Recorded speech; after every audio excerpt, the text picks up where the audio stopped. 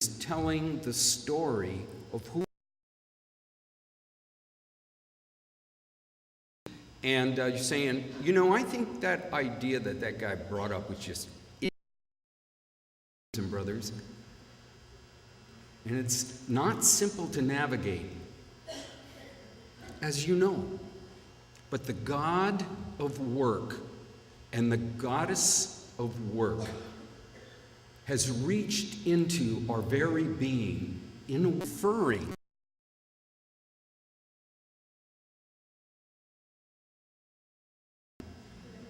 But Nathanael, who was from Cana, he had called him, and Jesus went to his house to have a meal that night, talking with all the tax collectors and prostitutes. And besides that, Levi's house was bought by fraudulent money. And the food that he was serving was bought by fraud. This guy was a sinner.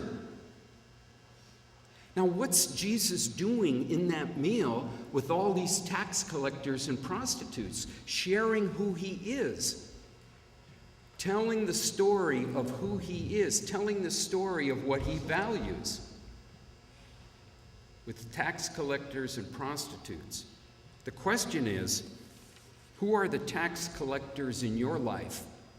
And what are the buttons that they push in you? As you watch Jesus sharing who he is at this meal. Or the feeding of the 5,000. Jesus says they looked like sheep without a shepherd, meaning they were directionless, had no direction. A sheep without a shepherd is vulnerable, inviting terror.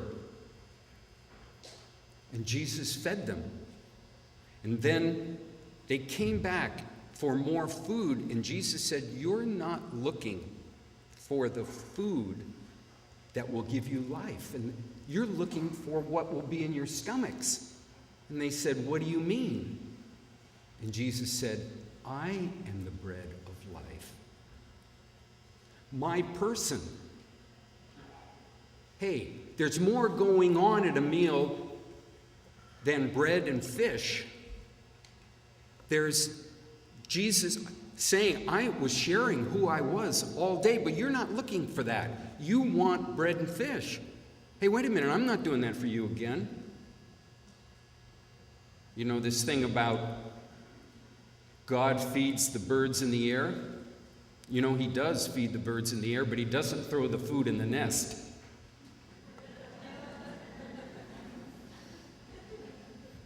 And that's what Jesus was saying.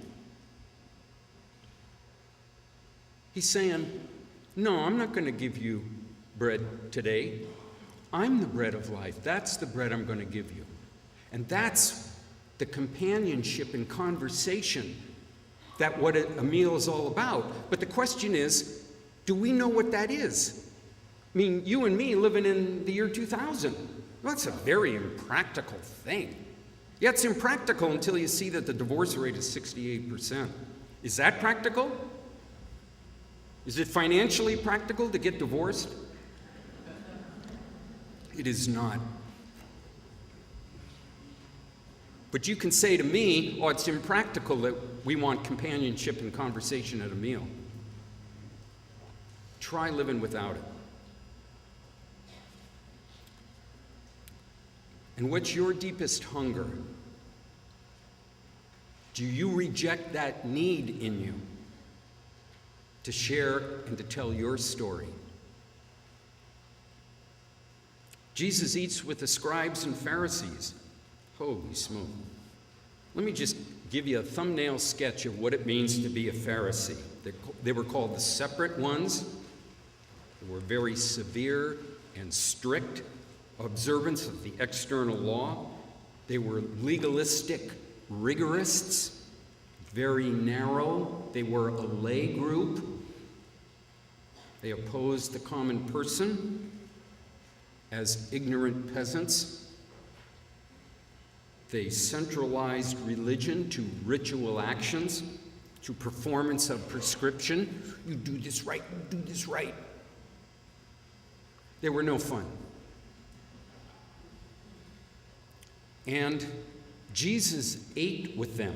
And what Scripture tells us is they watched him closely.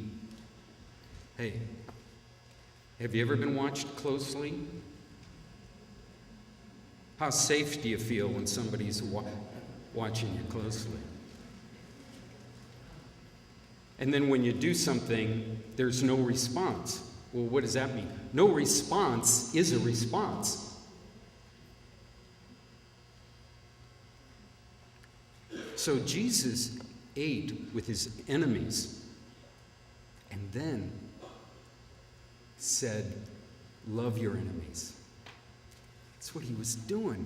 He was telling his story to people who were waiting for him to slip so they could go out and betray him, which they did anyway. But Jesus went out to his enemies at a meal. Why? Zacchaeus was from Jericho. Let me tell you, thumbnail sketch of Jericho, it was a spa for the rich and famous. It's the oldest inhabited city on the face of the earth because the weather's fabulous. There are jacuzzis everywhere. There are palm trees. People come up and ask you, would you like a piñata colada? That's what it is.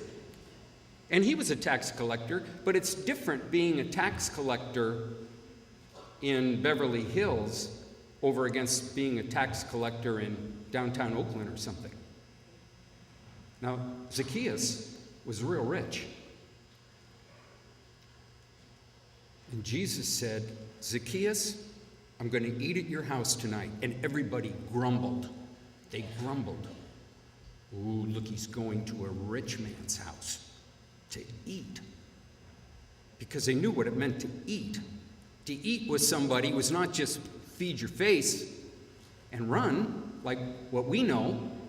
It was to share who you were. He's going to go share himself with that rich man.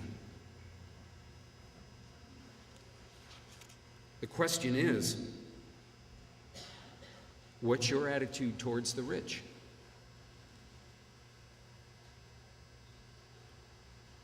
And what's your attitude towards those who are rich in talent or intelligence or sensitivity? Do you share yourself with people who are rich? That's not faith and justice. Well, I don't know. Jesus did it. Jesus got something to say about faith and justice. And going back to the Scribes and Pharisees, who are your enemies? Can you share yourself with your enemies? Like Jesus. Jesus again eats with the Scribes and Pharisees, which was a men's-only club. The problem was, as the meal went on, there was some servant woman who got in there who started to cry, which, that's just, that's neither here nor there. But the problem is, she started to cry so deeply, she started to make noise. And all of a sudden, this men's-only club, there was some woman in here, and she's making noise. Oh, what is this? And Jesus turns to her. Because her tears, she's kissing his feet. He looks at the Scribes and the Pharisees and he says, you didn't wash my feet when I came in here, walking the dusty roads, which you did to everybody else. You didn't do it to me. She is. And he brings her into the conversation.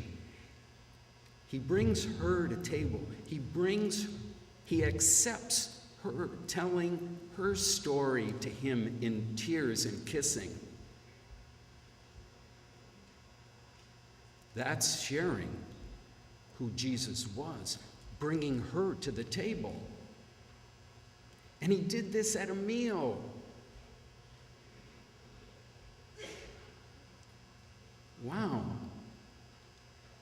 What's your attitude towards women? What's your attitude towards the opposite sex? Do you prejudge women? Do you prejudge the opposite sex? And what was that experience like in your family? I mean, wait a minute, what has this got to do with, the Eucharist? Well, I don't know. Jesus has got a lot of things going in these meals. But we don't have time for a meal. We don't know what he's referring to.